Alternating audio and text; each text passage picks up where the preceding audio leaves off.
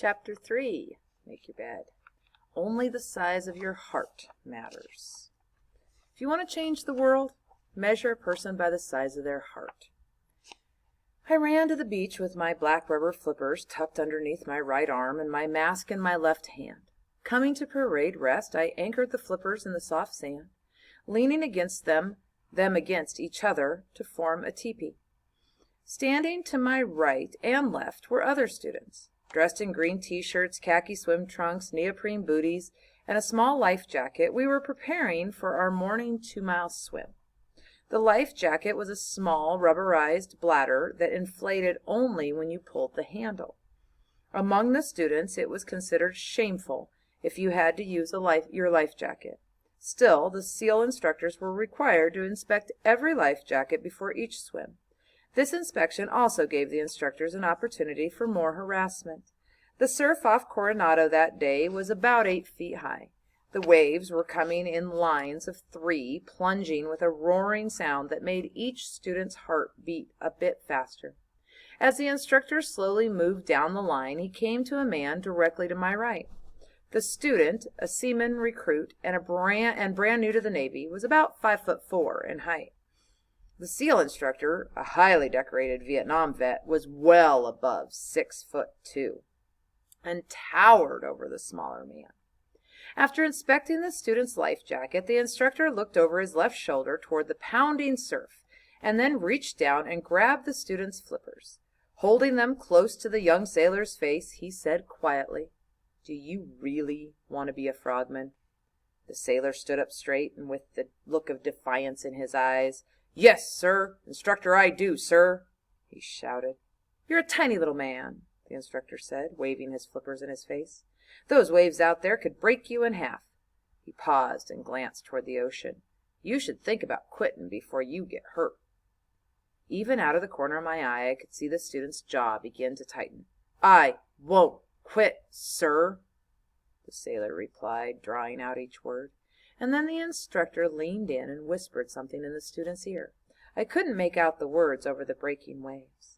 After all the trainees were inspected, the instructors ordered us into the water, and we began our swim.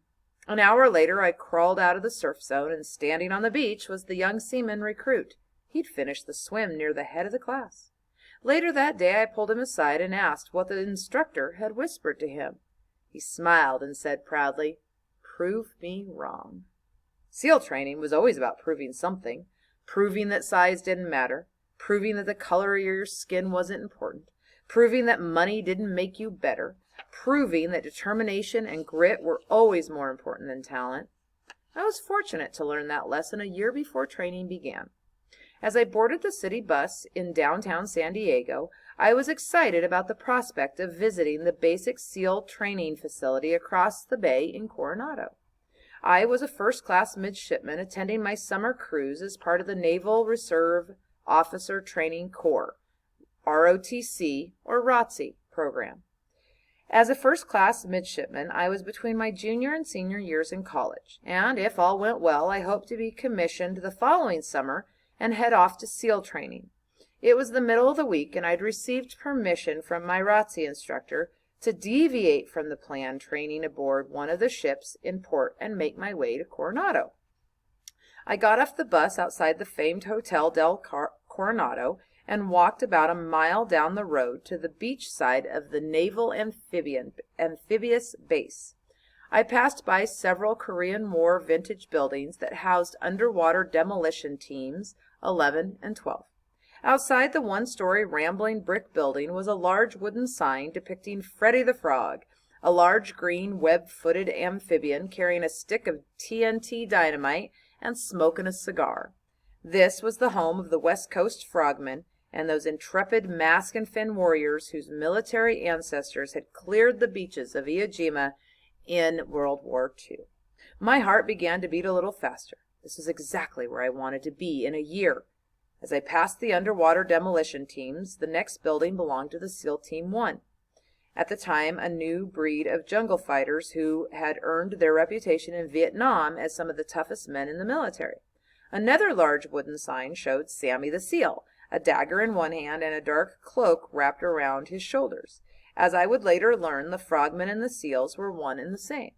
All the men were graduates of SEAL training, all frogmen at heart. Finally, I approached the last government building on the beach side of the naval base. On the outer facade of the building, it read, Basic Underwater Demolition SEAL Training. Standing outside the main entrance were 2 SEAL instructors surrounded by some young high school sea cadets. The 2 SEALs towered over the high school students. Senior Chief Petty Officer Dick Ray stood 6'3" with broad shoulders, a thin waist, a deep tan, and a dark pencil-thin mustache. He was everything I expected a SEAL to look like, and standing next to him was the Chief Petty Officer Gene Wentz. Well over 6 feet, Wentz was built like a linebacker, with imposing biceps and a steely-eyed glare that cautioned everyone not to get too close. The sea cadets were ushered into the building. With some trepidation, I followed them and stopped at the front desk. I told the young sailor manning the desk my story. I was a midshipman from the University of Texas and hoped to talk with someone about SEAL training. The sailor left his desk momentarily, returning to inform me that the first phase officer, Lieutenant Doug Huth, would be glad to talk with me in a few minutes.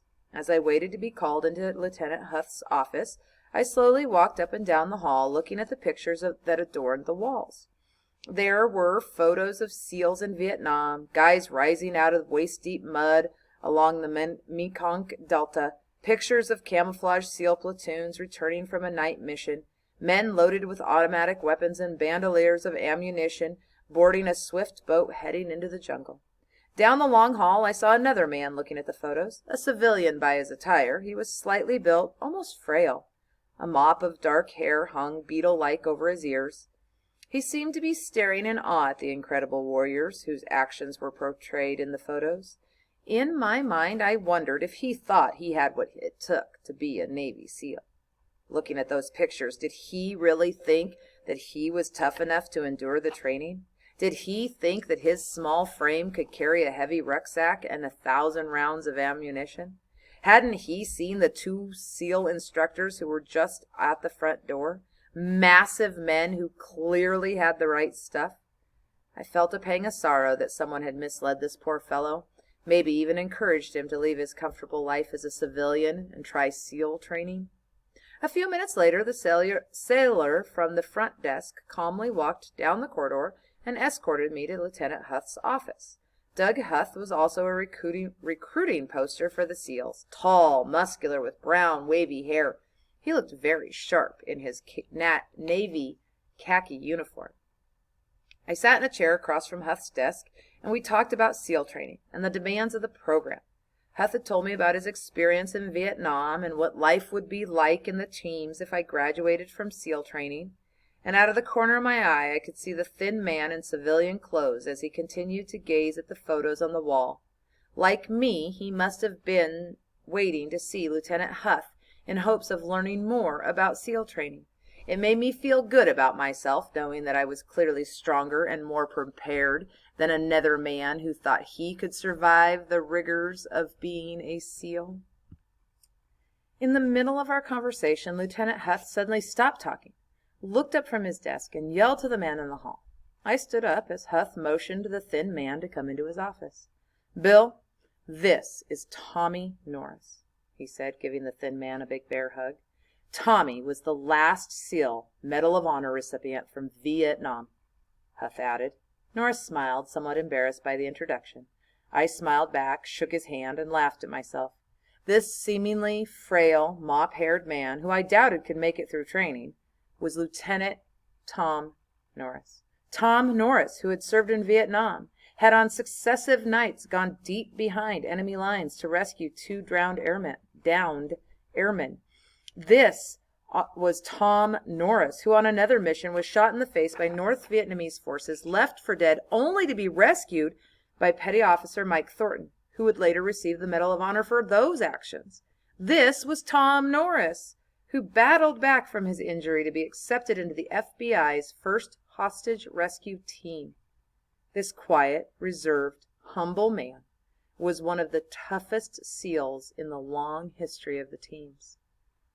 In 1969, Tommy Norris was almost booted out of SEAL training. They said he was too small, too thin, and not strong enough. But much like the young sailor in my class, Norris proved them all wrong and once again showed that it is not the size of your flippers that count, just the size of your heart.